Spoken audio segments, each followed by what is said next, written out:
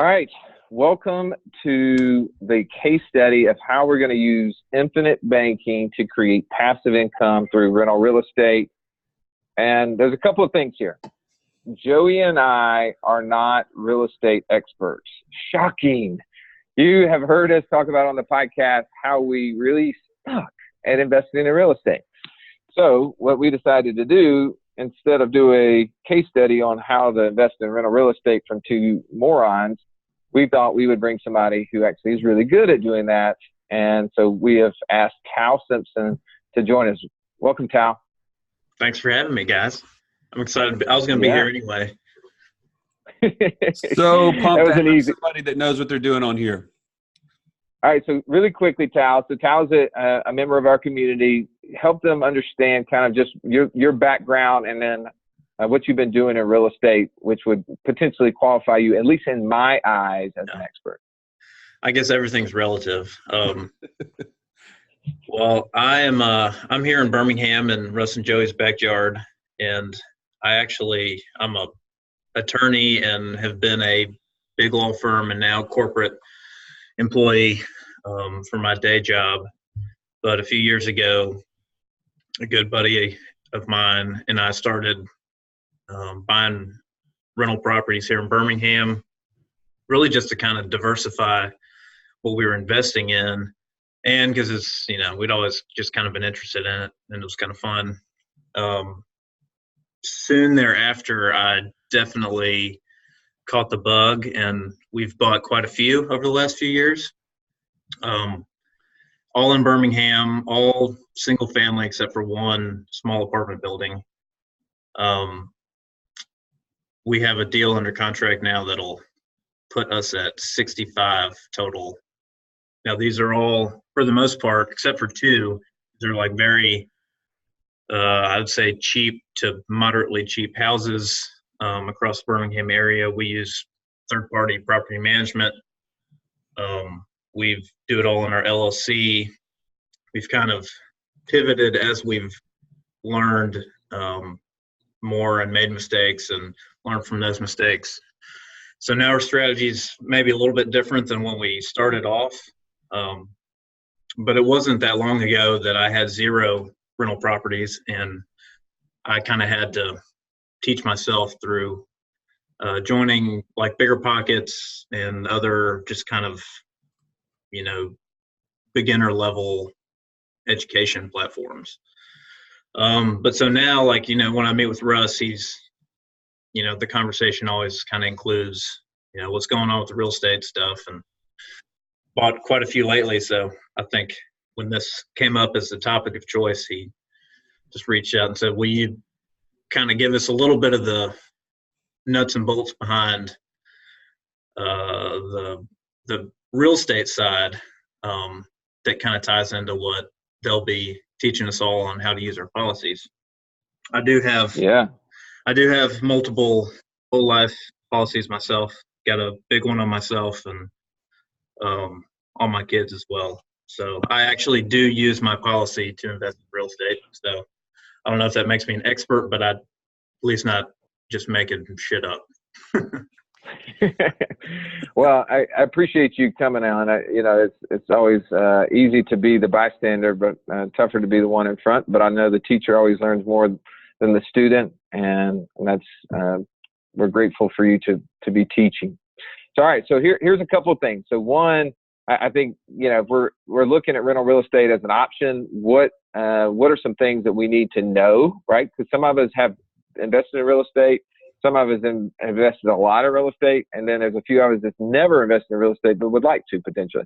So Tal, we're going to kind of let you open this up, and then where this is going to go is we're going to use your expert information, and we're going to kind of show people using some calculators that one will probably show your calculator. We're not smart enough to actually use it, but we'll show how sophisticated it is.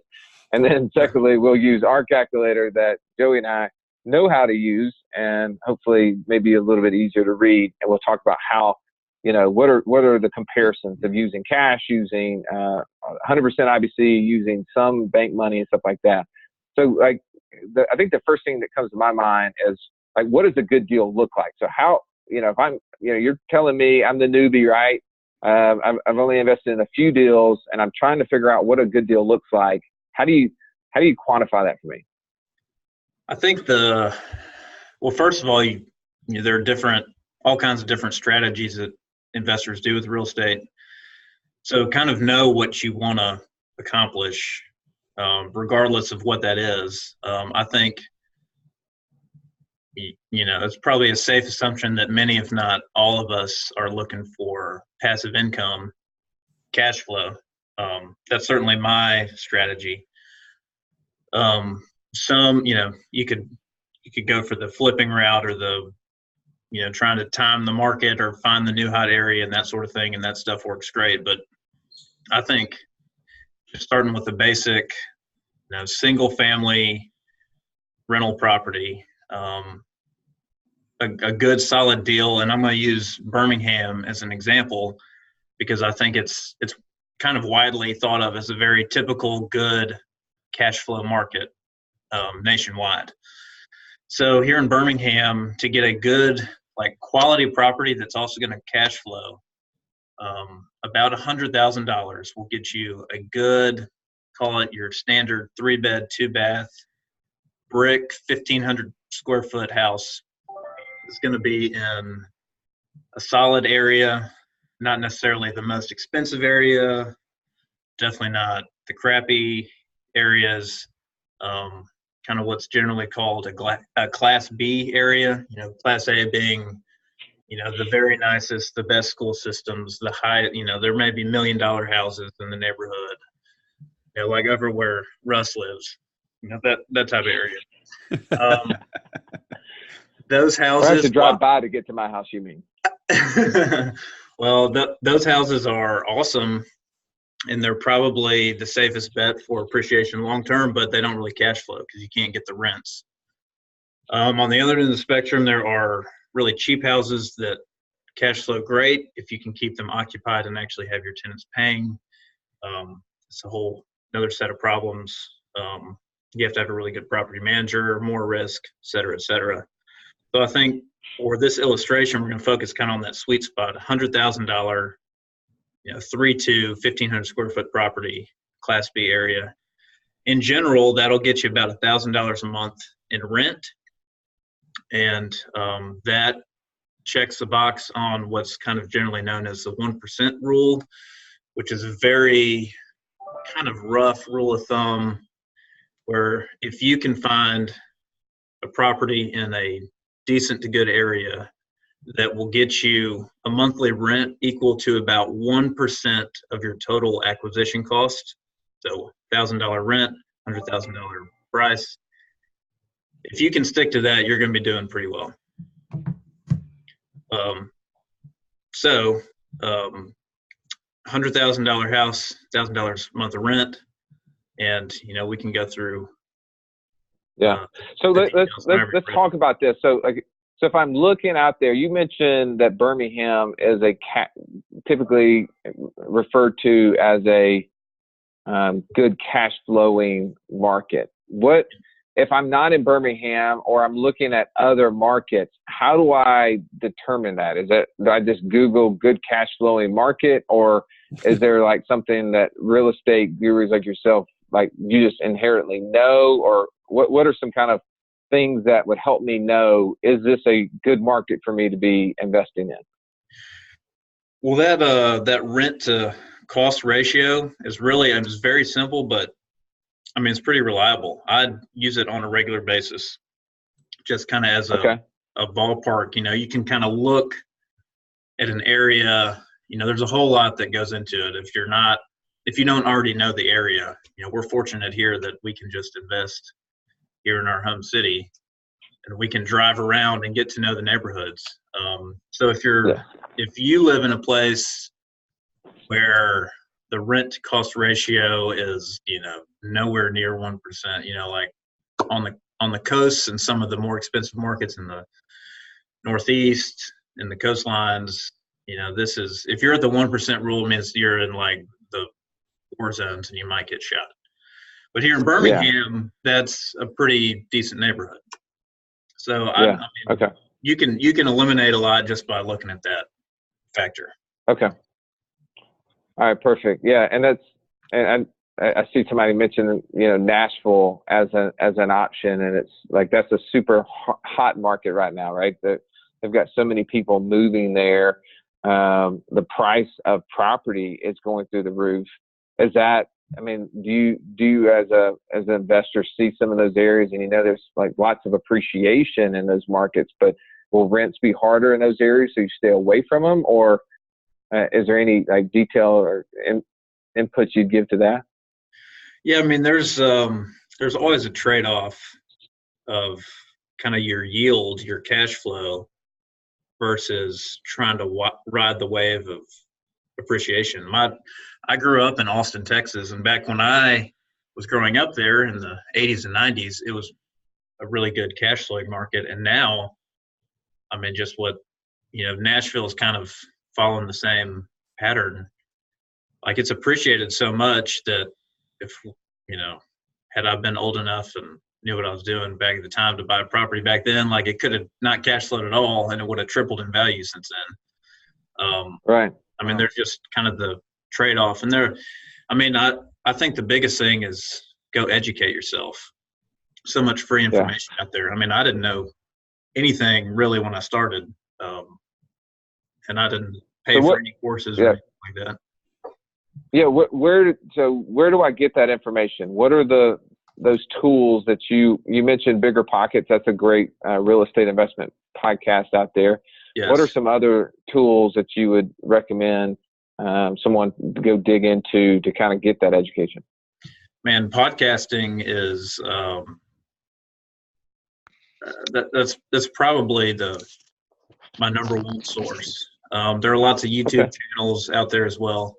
Lots of books. One book, I mean, there are a million books, but one that comes to mind, which I read early on, is called I think Building Wealth One House at a Time. And if I can, maybe after this, I'll look it up to find the author. But that's one that does kind of what you're doing here is like, okay, here's one good, solid rental property. Here's how you pay for it. Here's what it will do over time.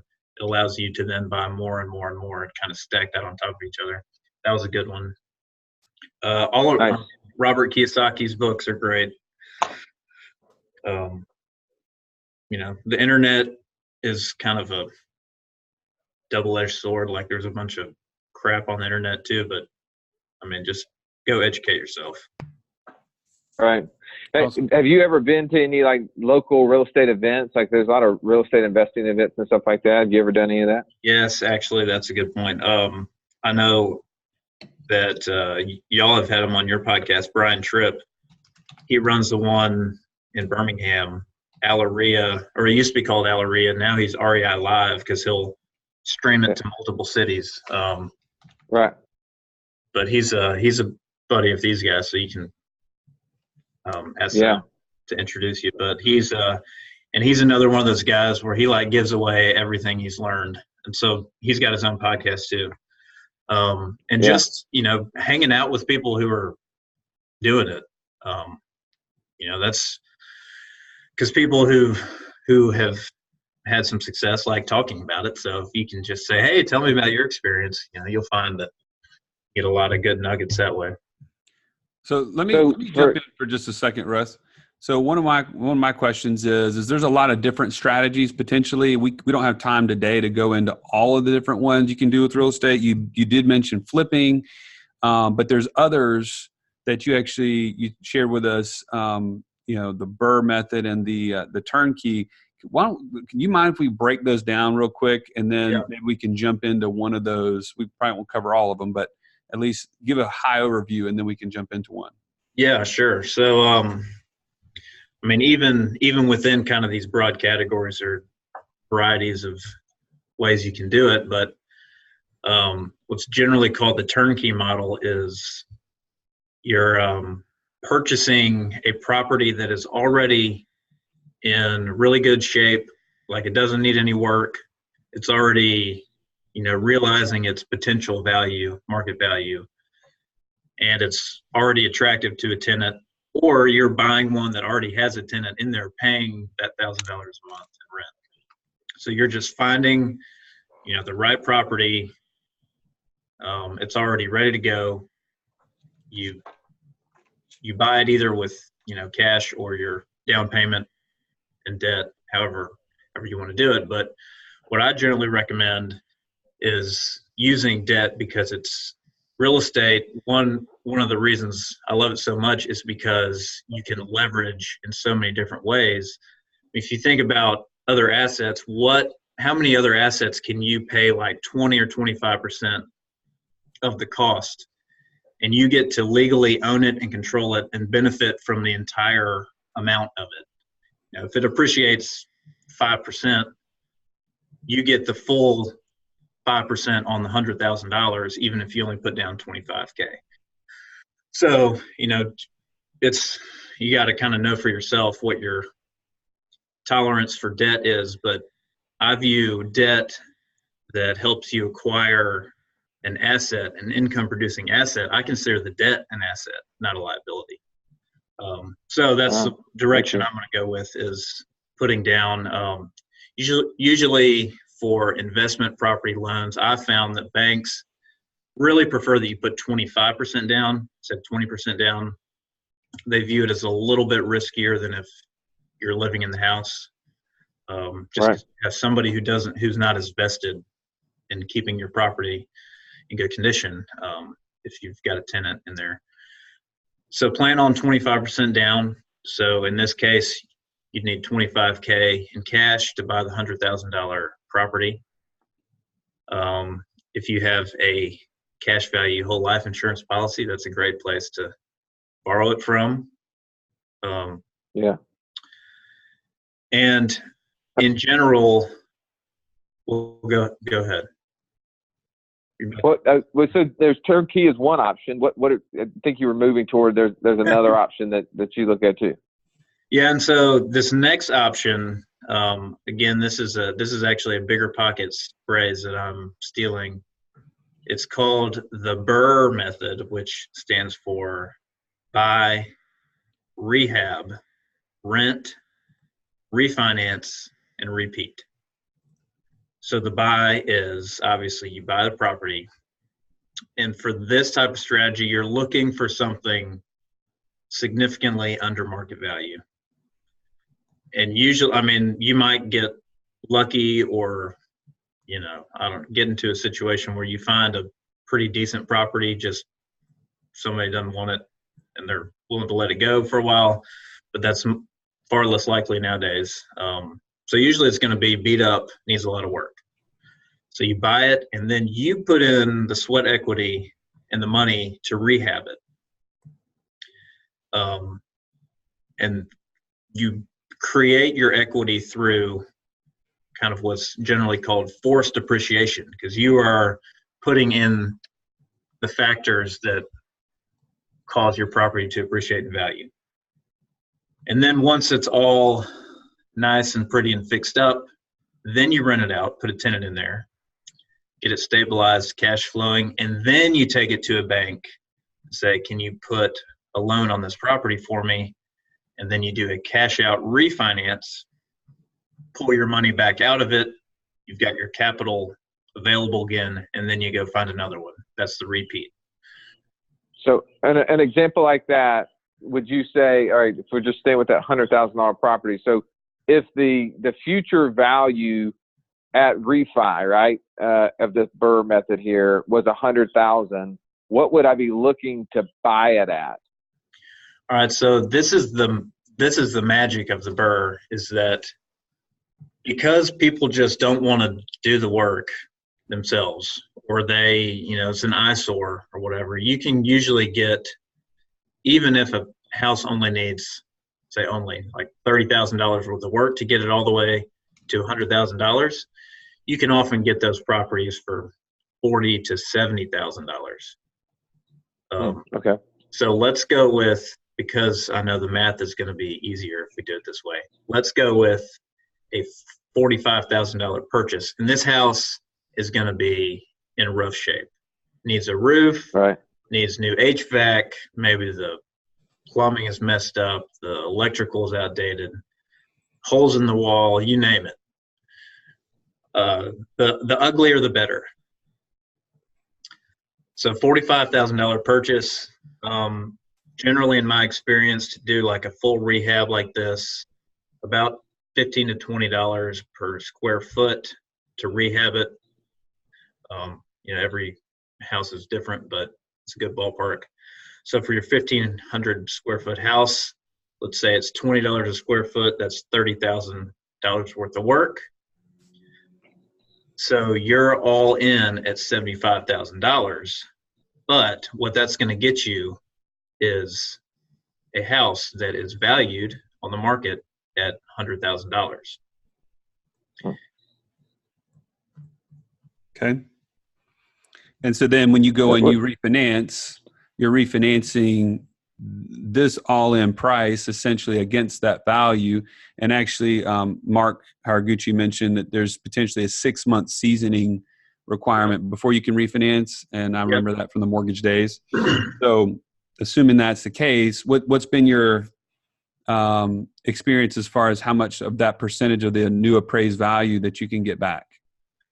Especially on a refinance, usually, 75%, you can still do the same loan product. So essentially you're getting every one of those dollars back. Yeah. Nice. And what's the typical time frame on a project like that you see? How long is it going to take me to do this $30,000 in repairs? That is that's the biggest factor in this, is that if you've got a good contractor and a plan, you can get it done in a few weeks. But like Joey alluded to, if you're doing a conventional loan with a typical commercial bank who is regulated by the Fannie Mae guidelines and all that, they're going to require a 6-month seasoning period in order to use the after repair value as your baseline, to use that 100K. Okay.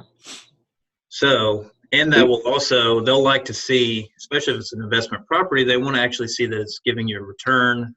So if you spend, say, a month fixing it up, put it on the market for as a rental, might take you a few weeks to find somebody, get them moved in, could be 2 or 3 months before you get it actually performing. And then you've got maybe 3 months of history to show that, this is a good piece of collateral for you, bank. Please give me, the full market value on it. Right. All right. So I'm going to ask one last question, and then we're going to dive into some analytical stuff here. So can I take these numbers and just multiply them? So if I want to have a $300,000 value house, and I can go find one for 150 and do this sort of thing. Obviously, the multiplication, maybe I have to spend 90 on it in order to get it up to par. Do you see this model working at all multiples, or does it typically stick into this $100,000 range house, or is there any upper or lower limits on this? I guess what I'm trying to figure out. Yeah, I'd say it does translate better on the upper end from there. This is really kind of the sweet spot for you're talking about a single family rental property. This is, anything kind of in the 75 to 150K range is really kind of the sweet spot. The BRRRR method will work on more expensive properties, but as we'll see later, it just won't cash flow as well. And then you get the lower end. It's just kind of hard because it's, you can only go so cheap on your rehab costs. And so if the after repair value is only going to be $50,000, it's going to be kind of hard to get that created value out of there. Yeah, you figure that a lot of these repairs are fixed costs. So percentage wise of the overall, you kind of fit. Yeah. Well, one of the questions I have, and this is like me watching HGTV, and they do these projects. Right. You know how good he is. Well, I can't spell. That's the reason you're writing this stuff. Now, I can write prettier than you can, but I can't spell the words very well. That's not hard but to do. I will say this, that like I see that, and you say, oh, we'll go in here and we'll repair the HVAC, the plumbing, the electrical, fix the walls, put new couches in. Next thing you know, you got a big screen TV on the wall, and it's $30,000. And I see this on the Property Brothers and all this stuff, and I'm like, I literally tried to renovate my house, the one that we lived in before we built our house, and like they wanted to charge me like $250K, and I'm like, like, I mean, they like, what? So, I mean, I'm always amazed by the $30,000 number. So is there any trick to that? Is it like, how do you find the right contractor who's charging the right price versus the one that see me coming? Yeah, well, you can't let them know where you live. If you live in a big house in Vestavia, they're going to overcharge you. You got to put some Wranglers on and exactly and your white Reeboks. Yeah, maybe learn to speak Spanish. But yeah, that is another good point, because the higher end properties, in order to, I mean, even if you're planning on doing a rental, you're going to have to cater. If somebody's going to be paying you $3,000 a month, they're going to expect quartz countertops and stainless steel appliances and all that stuff, which is going to definitely add to the cost. A reason why this is a good sweet spot is because you can kind of go with standard finishes. Someone who's paying $1,000 a month, I mean, that's not insignificant, but it's also, pretty moderate level. Usually if you're screening a tenant, you just want to make sure that their income's roughly 3 times what the gross rent is. That's kind of another rule of thumb. So this is somebody making, maybe $40K a year. They're not going to necessarily expect all the high-end finishes, and they're, may or may not plan to stay there forever anyway. So that's another reason why it's a good sweet spot for property. You don't have to go with the nicest stuff that you see on HGTV. So, Russ, just so you guys, I was just going to jump in just for a second. I'm going to give you my 2 cents at least, and you can kind of go where you want to. But so these two methods, I know this is not all the different ways, but the BRRRR method sounds like it's very profitable at the end of the day. I mean, when you're talking about getting every bit of your capital back and then turning it over and doing it, I mean, you can really rinse and repeat and have infinite returns essentially on these things.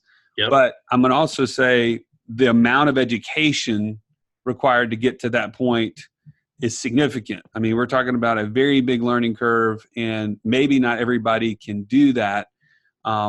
I think we should spend some time just breaking down the numbers on the side of using IBC for turnkey, even though they'll be much higher on the BRRRR method just based on what you're telling us. Yeah, definitely. And I think I would recommend the first property we bought was basically a turnkey. It was a lot cheaper than $100,000, but it was something that was already fixed up. I mean, I think I gave the guy a new fridge or something like that, spent a few $100s, but then it was ready to go. He moved in. Nice. I definitely think the turnkey model is, if you're looking for that first one, or if you just kind of want to, build a little bit of real estate assets to balance out your portfolio, go with the turnkey model. Yeah. Well, Joe shared Tal's spreadsheet just to see how, just to show everybody kind of some of the things that he's looking at, and then our goal is to build something like similar to this. When I say build it, maybe just copy and paste it somewhere, but that you guys can access, and just take Tal out for lunch for coming on here. But when you get into, I mean, you could expand it so everybody could see it a little better, but otherwise, like maybe Jay Elliott and Richard Phillips, who look at these things all day long, they got it. But guys who work for big pictures like me, I need to expand it a little bit. But anyway, just a lot of finite pieces in here to know, like when you start looking at a property, it takes a lot of details. And if you kind of scroll down to the bottom, you kind of get into what's what he has is kind of cash on cash return, total return on investment kind of things. That's kind of big picture where I want to take this now. So Joey, let's flip to the calculator that we use through True Concepts, and let's do some just basic analysis. And I think we can probably go through this in the next 10 to 15 minutes. And this is, I think it'll be a good thing. So Tal, are you good to stay on for a few more minutes? Just answer some questions. Yeah, I'm good. All right, perfect. All right, so let's just assume that we're going to go buy a $100,000 piece of property, right? So this is maybe a turnkey model. So, or it's the final version of the BRRRR, right? So we're there. So in an ideal situation, if I'm buying the value, the appraisal comes back at 100,000. What's the top end price that you want to have paid for it? And that's all in, either on the BRRRR or from a turnkey type deal. Well, I mean, honestly, if you can just get a property for what it's worth, this model will work, which is one of the great things about real estate is it will. All right. If you just buy something that makes sense, it'll work. So let's go with 100,000. All right. So we're not even getting a deal on the deal. We're buying it for what it's worth. Yeah. All right. Closing costs. Joey and his mortgage friends have to get paid. So you're going to throw in like what, $2,500 or something in there. Yep, that's probably better. Obviously that's going to be that's prepaid and other things. Realtor fees, that's paid by the seller. Land value on a typical house like this is 100,000. What's the land it's sitting on worth? 5,000 maybe? I'd say you could say like 20. Oh, really? Okay. So then our basis for depreciation is going to be the house, the structure. That's the 80 grand, right? Yep. All right. So you said most of these banks are going to want us to put down 25%. So we got a loan value of Are we going to talk about cash first, Russ? Yeah. So let's just do cash instead of that. So all right. So we can skip that part. All right. So property tax on a $100,000 house. Tal, what are we paying a property tax a month? In my experience, houses like this will be about $1,000 property tax per year, 1,000 to 1,200. So about 100. 83. Yeah. All right. Insurance on the property? Probably 600 or 700. All right. So what? Like $55, 50, $55. There you go. Maintenance.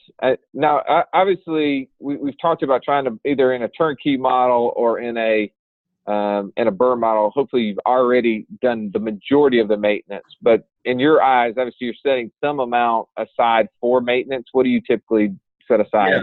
And it's not. It's. I kind of include both maintenance and future capital expenditures, because even if you put a new roof on there, it's going to get old in 20 years. Sure. So I do 10% of gross income. 10% of gross income. So if we were going to rent it for, you said 1%, that'd be $1,000, right? So then basically do you need to be putting away $83 a month for maintenance, kind of future capital improvements? Yep. Okay. I'm assuming most of the houses are not in a environment where an HOA fee would be, right? But the other thing I can think of is maybe like occupancy, like a vacancy. A property, you're going to have a little bit of turnover. Hopefully, the less the better. But when we have vacancy, we got to do that. So how much do you set aside for that 1 month a year, 2 months every 2 years kind of thing? How do you do that? Yeah, typically anywhere in the 5 to 7% of gross income is what I usually plug in, and that's because I think I read or heard somewhere on average tenants stay about 2.5 or 3 years. It might take you a couple months to turn it over. So all right, perfect. And a management fee, what would somebody expect to pay? What's a typical management fee? 10% is typical. You might be able to get as low as 8%, but it makes sense. And just in case people aren't really that used to this, a management company comes in, they find tenants for you a lot of times, they manage the property. If there's something that goes wrong, they just bill you and all that sort of stuff. So that's what you're paying for. And it's critical. It's probably the most important factor, in my opinion. All right, so gross rental income, we got $1,000 is what we set that. That's 1%. So again, going back to what do we pay for it? What's the value of the property? The property is worth $100,000. We want to be able to get at least $1,000 a month. That's kind of a good rule of thumb. Income tax bracket, we can say, why don't we use 24%? If you're making under 360, that puts you in that 24%. Federal capital gains would put you at 15%. Depreciation, recapture tax, that's obviously a kind of a moving target. Why don't we put that at, say, 20%? And let's assume most of us are not real estate professionals and this is an investment property. Month for analysis. Let's look at this over 10 years, so 120 months. And let's do the same thing for when we look to sell it. We kind of, the topic here was long-term rental. I think 10 years would be considered long-term. Yeah. Tal, what do you see as a typical appreciation on this type of property over time? I think 3% would be a conservative. I think the national average I heard is like 3.5% nationwide. So okay, 3. So 3% is good. And then years for depreciation, isn't that 27.5? Is that what you deduct a property over? Am I right on that? Yes. Okay. Unless there's bonus. I know there's different. Yeah, there's different depreciation things. We'll let Jay tell us when we're wrong on that, but I know that's just kind of straight line, right? All right, so we're factoring in these numbers here. So over on the far right, Joey, you've got net monthly cash flow of $521. Okay. So that's literally, if we put in $100,000 cash, well, we technically put in $102,500 because we paid the closing costs. We after setting aside money for vacancy, for maintenance, those things are going to come. All those other things being paid out, paying the income tax on it, we're left with $521 of monthly cash flow. 367 of that was subject to taxation, and the rest with depreciation and other things were out. The only thing we need to put in there is we need to know what the closing costs are. So, Joe, if you switch that dollars to percentage, yep, and let's just do what typical 6%. Well, I'll say one thing, that a lot of the closing costs are associated with the loan. So if you're paying cash, the closing costs might only be $1,000. Okay, all right. So, and when we're selling the property at 6%, is that typical what you see, or do you see on investment properties them doing 5%? What do you see? Depends on who you sell it to, but assume that you sell it kind of on the retail market and somebody's going to get a loan to buy it and they're going to ask for closing costs and that sort of thing. So that's probably, you could do 5, 6, anything like that. Okay. Yeah. All right. Go ahead. So if we're looking at this, we got net monthly cash flow of $521 a month. Then you've got a return on investment, the cash on cash return. And if you want to kind of do the math on that, you're just going to take that 521, multiply it times 12, and divide that into what you invested. Should be our return on investment with all the tax implications involved in that. All right, so this is a cash deal, right? So we want to start off here. Here's option 1, paying cash. Option 2 is doing what you said, going down to the bank, or no, actually going to our policy. Let's just look at if we had a whole life policy with $101,000 in it, and we could literally take the whole amount out. I think in order to not have an infinite return, we need to just do 100, because otherwise it won't be able to calculate it, Joey. So yeah, just do 100,000. So if we go and we borrow it straight from the policy, we've got right now in today's rate a 5% loan rate. So just put 5% in there, Joey, over 360 months. That's a 30-year note. So now our monthly cash flow in this scenario gives us net monthly cash flow of $72, right? Right. All right, so that's how much money's coming in after we pay the mortgage and everything else. I could spell it. It'd be policy. awesome. The Fremat policy. Must be French.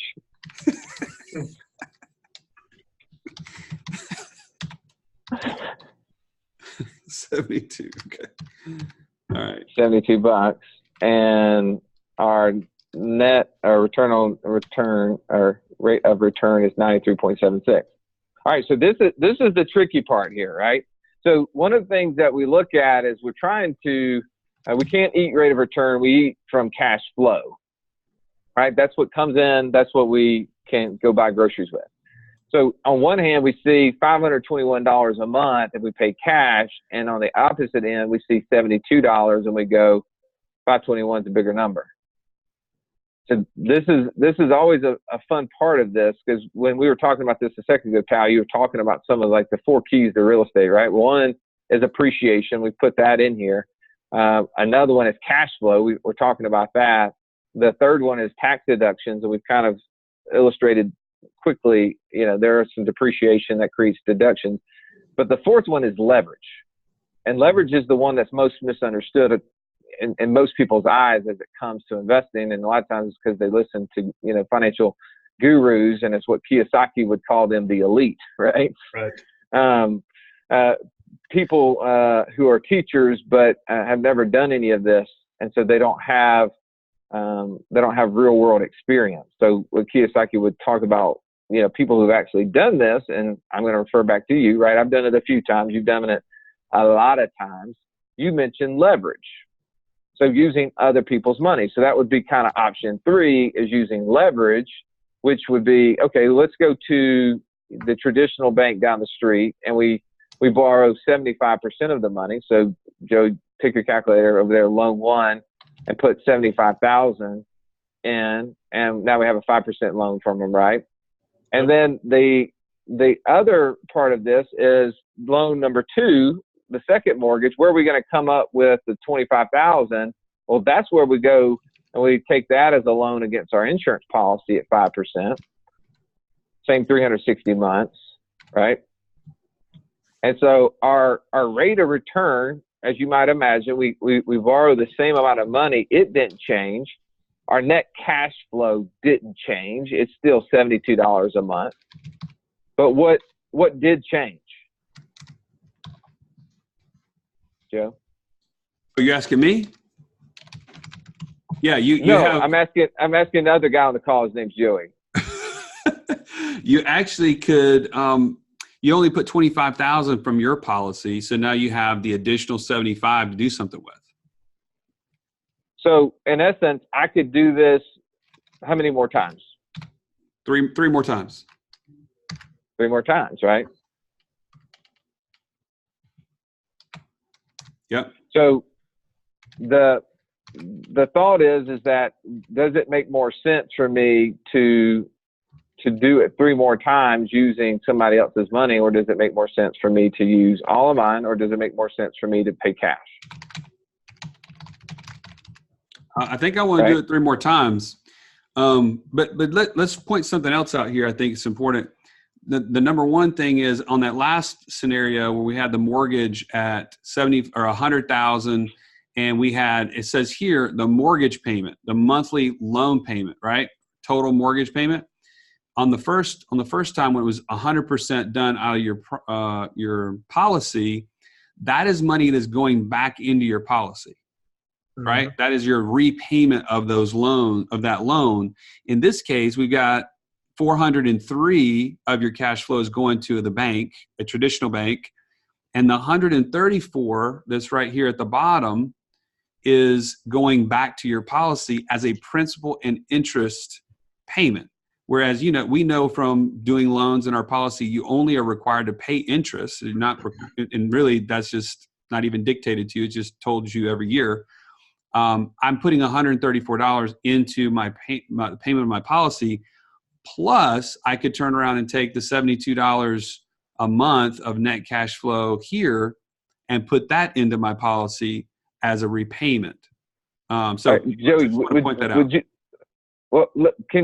Let's make your note screen bigger here, because there's a question that's going to come up if they hadn't already done the math on it, is why would I want 4 times 72 versus $521? Because $521 is still more than, you know, $282 or something like that. All right, hold on. Or 288. Yeah, 72 times 4 is 288. Okay. It's less than 521. So I want to answer that question. Why make that bigger? Just because expand your screen up, because I want to write out some stuff here. All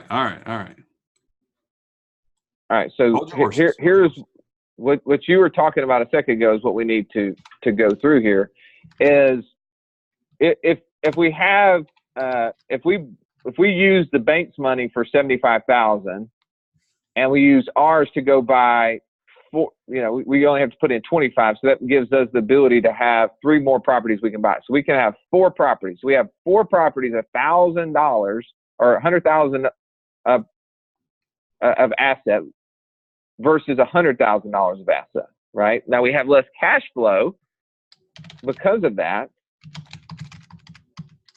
But what have we done? I think one, we what Joey said is kind of going back to the point is if we had cash flow of $521 a month, you take 521, Joey. Yep. Before we can buy the next property, 521. So if we had 100,000 divided by $521, that means it's going to take us 192 months before we can buy the next asset. Right? How did you do that so fast? Gosh. I did it on my iPhone. These I was about to say my head.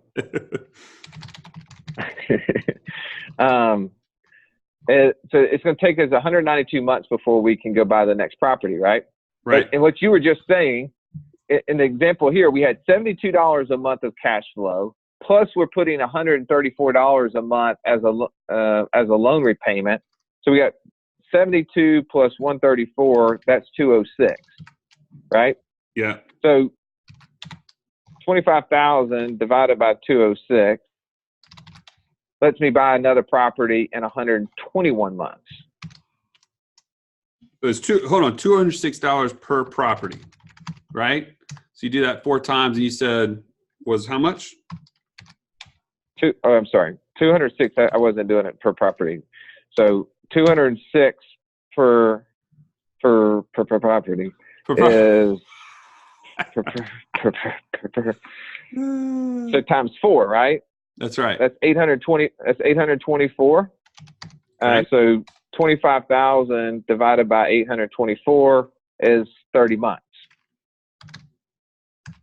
So in 30 months, we can go buy another $100,000 property, right? That's right. 30 months, you said? 30 months. So if we started adding up that, every 30 months, I'm adding another $72 a month of cash flow, and I'm adding another $100,000 of asset, and it's going to take me 192 months before I can go buy one more $100,000 asset that's only going to produce $572 of cash flow. You start to get the point of what's happening here, right? That's right. We're going to exponentially, at the very, and this is what Nelson would always talk about. He said, we got to think long range. And what happens so often in finance is that we get so narrowly focused. We look at one scenario. We go, I could pay cash for this property, get $521, or I could go do this stupid infinite banking concept and I get, $288. Well, this is dumb. I'm doing the cash and I'm moving on. But they missed out on what the real goal of this was, is what's happening. I'm turning over that cash flow, which is allowing me then to go do this. And because we do, because we are thinking this way, and this kind of goes back to, I think, a post I put in an app the other day, is that when we are thinking this way, we're thinking. And so our brain actively is going to start looking at how to acquire more properties. Tal, how long has it taken you to acquire? I know you're about to close on some more. You're going to go over to something like 65, how many years is it taking you to acquire 65 properties? Like 2 years. 2 years. Wow. That's crazy. That's crazy. I mean, think about in light of the way doing it, the conventional or mainstream or Wall Street way of doing it how long would it take to buy 65 properties? It wouldn't happen. So again, this isn't perfect. We know that there's lots of nuance in here, and there's going to be things that we need to know.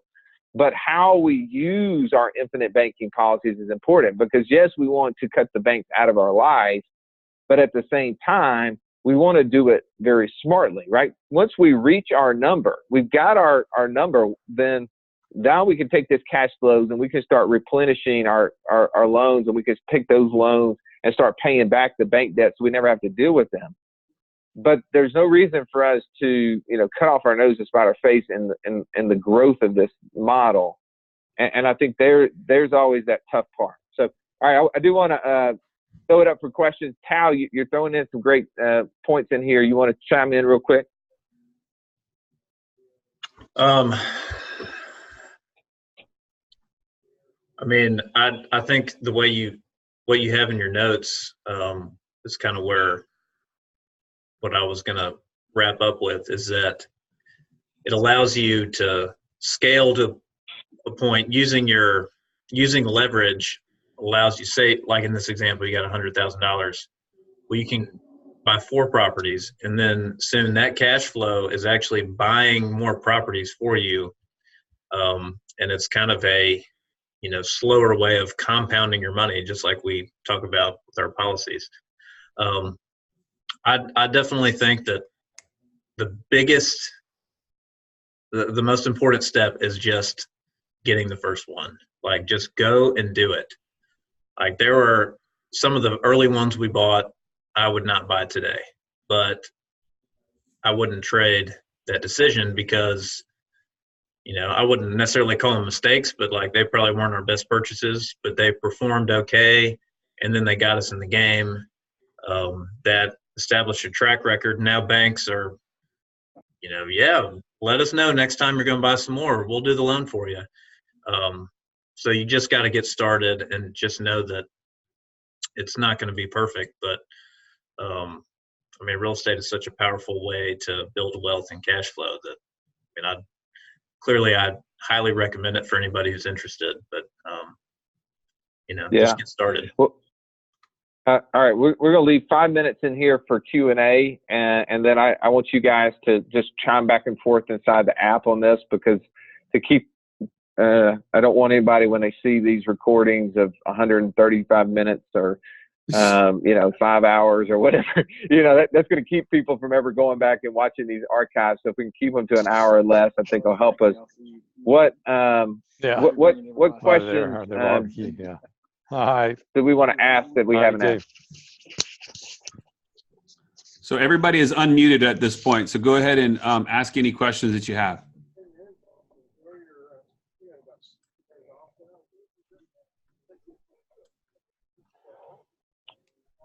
Please take turns, though. I want to make sure there's not overlap. Hey, I've got a question. When you are looking at borrowing for the properties and you're trying to leverage it, one of the issues I thought I might run into would be, say you want to get 4 properties with that same amount of money. Well, you've got to prove at this point the cash flow of a multiple of those properties to show it, or the debt to show it, debt service. And so you couldn't, you basically, it's kind of a slower process. Unless you have surplus cash flow that you're not using. For me, I'd like to use the policy to buy multiple properties, but it's limited by the amount of cash flow I've got, because I know the properties will cash flow, but the bank doesn't. Yeah. So Tal, I'm going to throw that question to you. Yeah. How did you, obviously, didn't probably have 65 house worth of cash flows to exist there, that you had to do something. What were some of those tips or tricks that you were able to do to acquire this kind of property? Well, so what we've done, the way we've gotten to 65 is a lot of times we're buying like groups of, we're buying, a little portfolio from another investor who, for whatever reason, wants to cash out. So we bought a lot of already occupied performing properties. And actually that's kind of one thing that I'm learning now is it's not always preferred because there's often a reason why that landlord is selling. We've had more trouble with some inherited tenants than when we buy something that needs fixing up and we'll do the work ourselves, put a new tenant in there. But that is one, that's not to say that that's always the case. I mean, you can, if you do your due diligence and, you can ask for copies of, the tenant screening paperwork and their application and the lease and that sort of thing to kind of mitigate against that. But that's one thing you can do. If you have, say, $100,000 and you find a group of 4 properties that just for easy math are all worth $100,000 and you want to go buy all those and you bring the $100,000 for down payment, just do it as a group purchase. Now that is more of a commercial style loan. I mean, not to drag this, I could talk all day on this, but conventional financing, when you're buying one at a time, I just haven't found if it's a good property, they almost don't really care if it's going to be performing or not. If you're just talking about like initially buying it, if I'm missing something in your question, let me know. But. Yeah.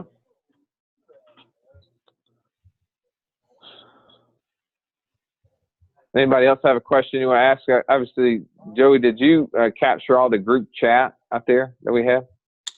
Yes, I have it right here. It looks like Tal was answering them as he went. So if there's anything that needs further answering that I missed or that Tal missed at this point, he's over there multitasking. Let us know. I'm not good at it. Well, hey, Joey, will you copy the chat and we can save that and put that as like an attachment to go to this? Because I don't know if people are watching this in a recorded, they probably won't see all of that chat, at least is my assumption. Do that real quickly so that way we can add that as an attachment. So anyway, well, man, this was the very first recorded case study for the community. So thank you for being on here, Tal, so very much. There is a cowfish lunch coming your way, man. And Joey's paying for it. Awesome.